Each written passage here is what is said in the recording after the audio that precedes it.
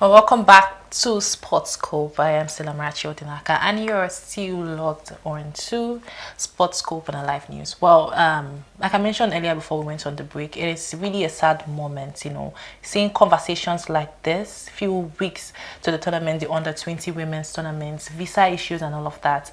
Well, joining us now is Gideon Ayodele Gideon Jesubeni, a sports broadcaster and a sports analyst too. Give us his thoughts on this conversations around the under-20 women's team. Well, Gideon, welcome to the show. Can you hear me? Yes, I can hear you. Hi, Nice. Amara. Good afternoon, Good and thank you for having me. afternoon. Good afternoon. Welcome to the Mhm. show. How are you feeling? Yeah, I'm feeling good and feeling all happy, but not happy with the situations happening around the under 20 women team. But I guess it is what it is. Yeah, I agree with you. I believe no one is happy. Conversations like this, especially with what happened at the Women's World Cup and all of that. Well, talking about this, I would love us to go into this straight because it's really sad. But tell us, did we key players for the under-20 women's team? Now we're seeing we're seeing that Sandra, is not going to be there. Joy on her own is the team's captain. Gideon, tell me, what is your take on this ongoing issue with the under-20 women's and some of the players not having their visas just 2 weeks away from the tournament? Well, like I said, this is a very, very sad situation. The World Cup is not just any kind of tournament, it's the highest tournament when it comes to football. This is a tournament whereby every player dreams to play in. This is a tournament whereby you go to showcase your country, showcase your talents, your skills, and all of that. And I don't think visa issue should be a problem in 2 weeks to the World Cup starting and all of that. I guess all of this should have been fixed way before now, and the players should not even have to worry about all of this because, like you made mention, the captain of the team is like the key player of the team and like the backbone of the team. Not having your captain in a big tournament like this, it's not something that it should be taken lightly and all of that because it's gonna tell on the team itself and it's gonna tell on the players themselves. And these players who have not gotten their visas, I'm not if I'm the one, I will not even be happy because every player dream is we don't know what the management are planning to do, but I hope this will be resolved like before the tournament starts and all of that. Because now the players should be focused on their tactics, Sure. focused on preparing what and what should be done, like finishing touches and all of that. And not even have to be thinking about, oh, I've not gotten my visa and tournament is starting in like 2 weeks' time and all of that. So it's really very painful and all of that. Yeah, I genuinely agree with you.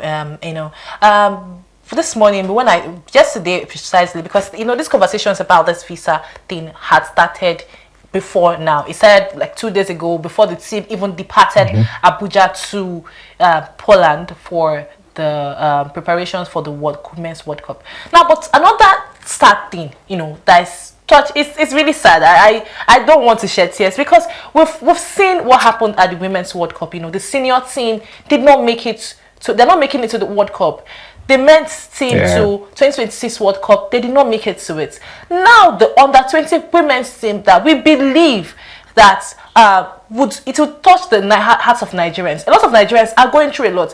Journalists are also, on social media pointing out their hearts on how sad it is to go for tournaments, back-to-back tournaments, and Nigeria, with the whole conversation happening in Nigeria, it's the national team and all of that. Nigeria football is going backwards, and now we're seeing these conversations on this. The NFF, it is best believed that right now the NFF, this is a conversation that they should find a way to make sure that there shouldn't be any issues, surrounding the under-20 women's going to the World Cup. And now we're seeing issues with under-20 women going to the World Cup. So tell me now, you yourself, what do you think should the NFF do at this time, you know, with the under 20 women, because we're seeing these issues coming up just before the team leaves for Poland. So it's already a bad, it's already a bad blood around the team. It's already it's more like a sad starting their tournament on a sad note. So now coming to you, I would like you to analyze this for us. The NFF, the Nigerian football body, what should be done now? To make sure that this tournament is going to be progressive for the team. I mean, should they find a way to create any friendly there in in Poland, because it is already distracting. So let me come to you. Let me give you a chance to express yourself. Tell me, what do you think the NFF should do with this situation at hand? Okay, thank you. So I believe the NFF should find a way around it, getting these three players their visa, which I believe should be something that's possible to do, and all of that. They should have their way around and all of that. Um, because for Nigerian players, I don't think talent is a problem for us, because we have a lot of talented players in Nigeria and all of that. I just feel it's a problem with administration and management and all of that. So, like you said, probably maybe they could get a friendly match for them, fixed friendly match, just to keep them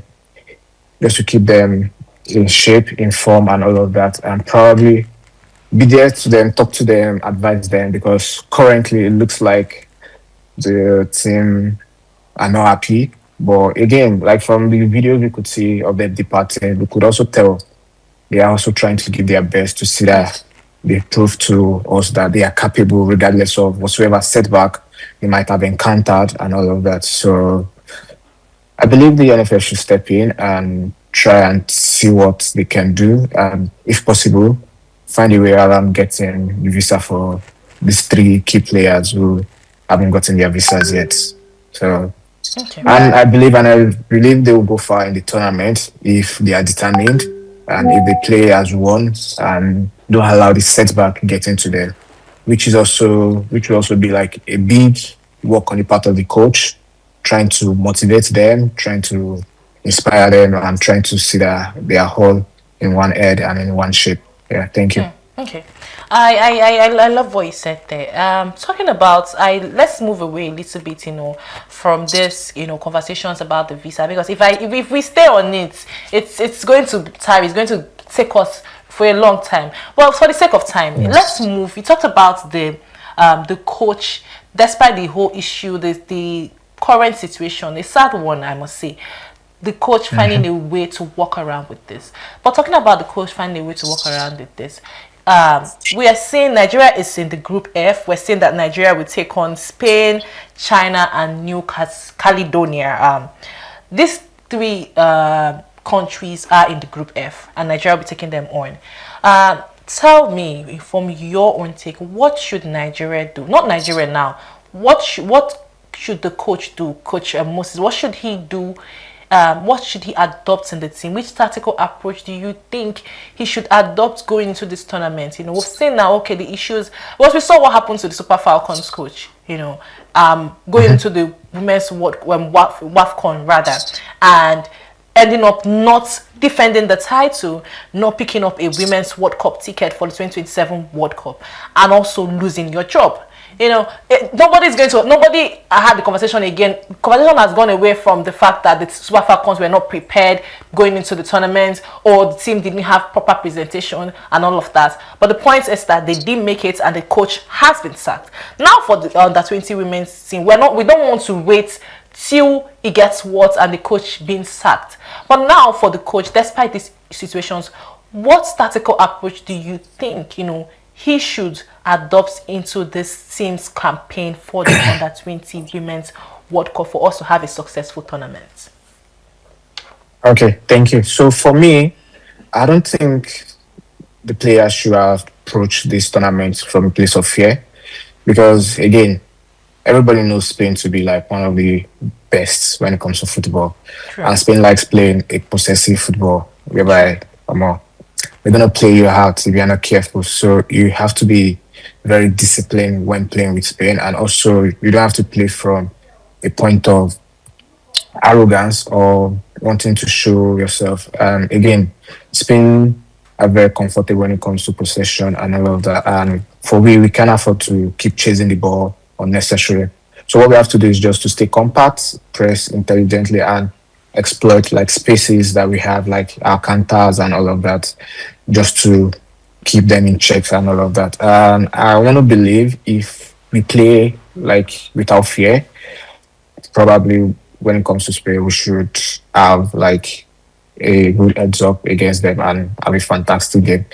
And for China, um, I believe probably maybe there should be a slightly change when it comes to tactics for China, because for them adapting will be more importantly and all of that.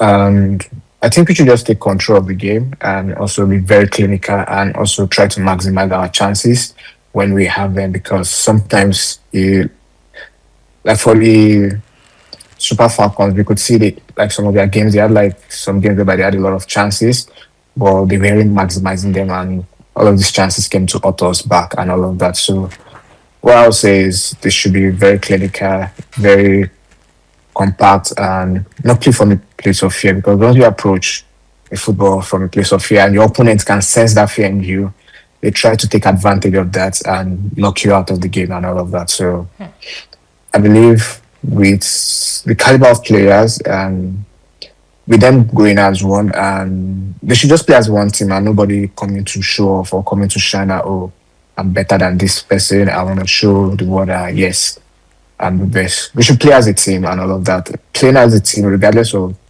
you not being good, sometimes always shows out rather than playing individually to football. Thank you. Okay, I do hope the coach finds a way, like you said, finds a way to work with this situation. It's really a sad one, but I would love her to go away for a little bit from the under 20 women, because this conversation now is not just about the under 20 women. I must say honestly, it's not just this whole visa issue, the situation. It is not just about the under 20 women. So I would want us to go away from that a little bit and talk about generally. I want to ask you generally in Nigerian football. We've seen the conversations now. We've gone, like I said, we've done from the men's World Cup, the Super Eagles not making it to the World Cup. We saw the conversation down to the women's team not making it. They're not making it to 2027 Women's World Cup. Now the under 20 team that Nigerian supporters are seeing as at least one team that's going to represent Nigeria in the international stage this year. Visa issues already coming up. Tell me, I want to talk about, away from the under 20, like I said, the Nigerian football situation. Where do you stand, with this current situation right now? This is not just about the under 20 team, like I said. This is about the women's team. This is about the Super Eagles. This is also about the fact that the NFF election has also been cancelled. Elections has been cancelled. That some news are saying, oh, the federation that's the federal government itself has asked that the NFF should resign. But later it came out that the news was false. Now, Gideon, to you, tell me, where do you stand with the current situation with Nigerian football? Because it is all over social media. Nigerian football is going through one of the hardest time that we've seen in recent time. Let's say it is going through it's not a reshaping for us. It's not like we're going backwards. What should we do now, Gideon, to bring us forward, and change the current situation so 2027, 2028, these issues do not repeat itself again? And feel free to tell us, do you think it is time? Let's say it's NFF, please pack up, let's get a new body. Do you think it's also time to just, say, okay, let's take a break from Nigeria participating in international tournament for some time, until we're done with what is happening at home? So tell us, what is your take on that? What should be done? And where do you stand with the current situation with Nigerian football? Okay, so I think currently where Nigerian football is, it's at a point whereby we have to be very honest with ourselves. Like a lot of Nigerians are not happy with the situations with Nigerian football. Like you mentioned, like the Men's World Cup, we were unable to participate. The Women's World Cup coming up, we were hoping we were going to qualify and we were going to participate. Unfortunately, we couldn't make it to that. And I don't want to believe like talent is a problem when it comes to football in Nigeria because that has never been our problem and all of that. I believe it's how effective we identify these talents, how we develop them, manage them, and sustain them. And I believe the problem with the Nigerian football should be tackled from the grassroots. I believe we should go back to the drawing boards and try to see where and where we've missed it and all of that. Because again, sometimes even some of the players are not even happy playing for the country with them with going of allowance and all of that. Despite all of this, the players also try to give in their best and all of that. I believe structure should be put in place. Administration also should be put in place. And the NFL should be also accountable with whatsoever they are doing and all of that. So probably we'll go back to the grassroots whereby we have kids playing, have like good academies in place and all of that. Like have good stadiums in place also whereby people could go to train and all of that. And selection should be based on merit and not bias and all of that. So I also think we need to improve relationship with stakeholders and all of that, like our leagues, clubs, academic coaches, players, and private sector. This is not a one-man thing. Everybody has to give in their quota. Everybody has to play a vital role and all of that because Nigerian has like when it comes to Africa and even in the world, we can all tell that Nigeria has like very good set of talented players, and we could see those players doing well in the international football, in the international space, and all of that. So I don't think taking a break from international football would be the best idea at the moment, because if we say we want to take a break, for how long is that going to be? And all of that. So I believe it just has to do with administration and structure being put in place. And again, the NFM has to be very accountable with whatever they are doing and all I of agree with that, you. and also have the best interest of the players at heart. So yeah, thank you. You really spoke well, I totally agree with you. It is really sad, It's sad that we are having this conversation, especially with it's sad that we're having this conversation, especially with the fact that this tournament is just 2 weeks away. The women's, the Super Falcons just did not make it to the 2027 Women's World Cup.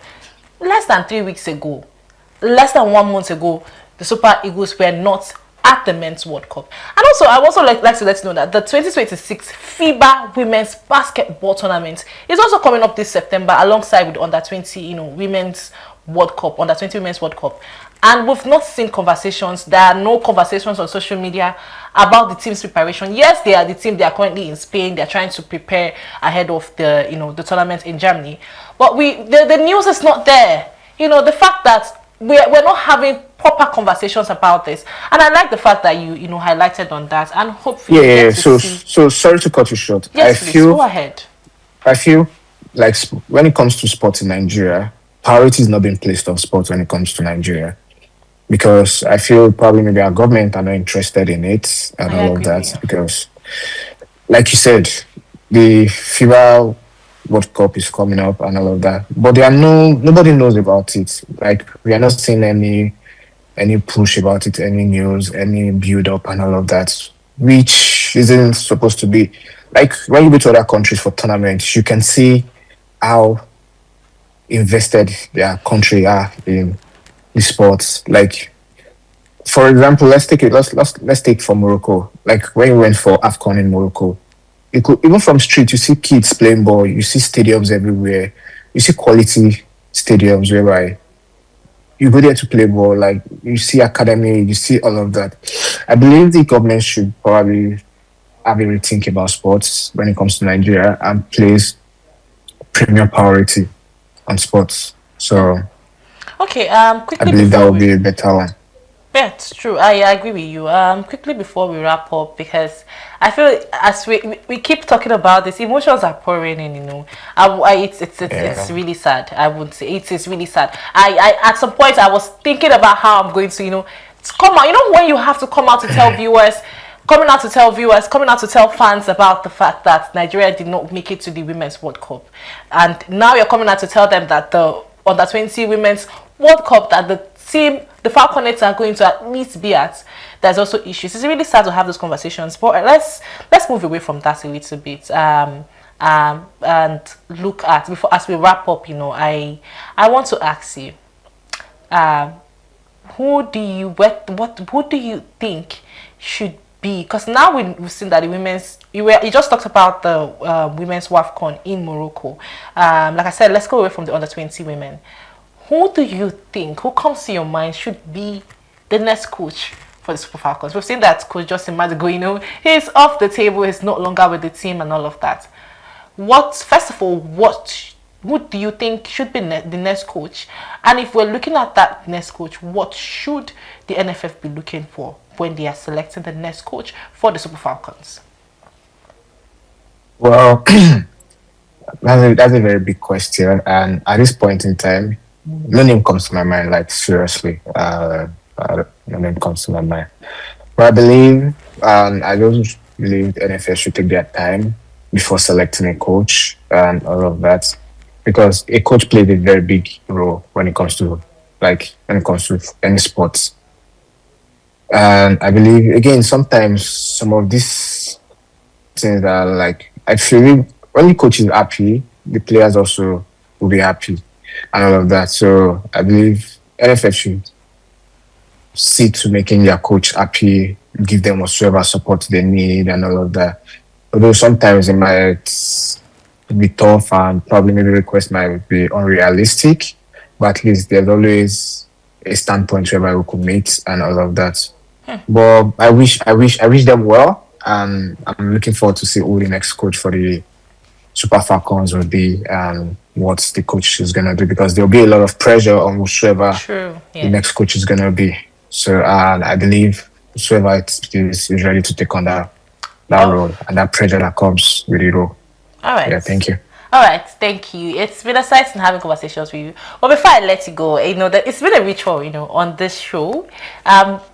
Since the season started, this is not about international football anymore. Since the season started, once I have a guest on this show, I always ask them before they go to give me their top four. The teams they think they're going to make it, the top four for the Premier League, the top four for La Liga. So Gideon, Jesu, Bemi, Ayodele, what's your top four? Your top four pick for the Premier League, your top four pick for La Liga. Okay, so my top four pick for Premier League, I want to believe Arsenal would do well, probably win the league.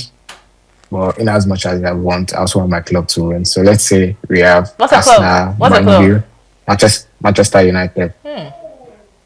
So, Red Devils. Okay, continue. Continue. So let's say we have Man U, Arsenal, probably Liverpool, maybe City. Yeah, those four for Premier League. Then for La Liga, we have Real Madrid, Barca, Atletico Madrid, maybe Sevilla. Okay, so for the viewers watching you, you're telling us now your top four for Gideon Jesuwemi, your top four pick for the Premier League: Arsenal first, Manchester United second. No, Man U first. Man U first. Okay, so you think Man U is going to win the league? Yeah. Okay, Manchester United first, Arsenal second, Liverpool third. Is that what you said? Liverpool is coming third. Yes. And then I think you mentioned about City. Yeah. Well, okay. And for La Liga, you mentioned Real Madrid first, Barcelona second, Atletico Madrid third, and Sevilla fourth. Did I get that right? Yes. Okay. Yes. Well, good luck to Manchester United, and I hope despite the loss against Hull City, I hope I hope that Man United comes back and we get to see what Michael has in store for the Red Devils, Manchester United, as the season progresses. Thank you for joining us on this show. It's been exciting having conversations with you. Thank you for having me, and it's a pleasure being on your show. Thank you so much. All right, to see you again some other time. Thank you. Well, we just had Gideon Jesuwemi on the show talk to us about conversations around the under 20 women's World Cup, the conversations on the visa issues, it's sad, like I said in the interview, you'll be following the show from the start. It's really sad. 3 players from the team were having issues. The team's captain Joy Bouquet is also among the players. Sandra is also there. We get to see. Hopefully, we get to see conversations around this. The NFF gets us to know. But aside from the under 20 women, we also have the FIBA under 20, the Women's Basketball World Cup also coming up in Germany in September, alongside the under 20 Women's World Cup that is also coming up in September, but that is in Poland. Well, that is much we can take on Sports Scope. Like I said, we certainly hope to bring you more updates in the coming days, particularly from the NFF and the team's camp and the Falconets camp in Poland. But for now, that is all we can take on Sports Scope today. Thank you for staying with us so far. It's been a pleasure bringing you the latest updates in sports. And also thank you to our guest, Gideon Jesubemi, who joined us on the show. I am Amarachi Odinaka for our live news. Do have a wonderful day.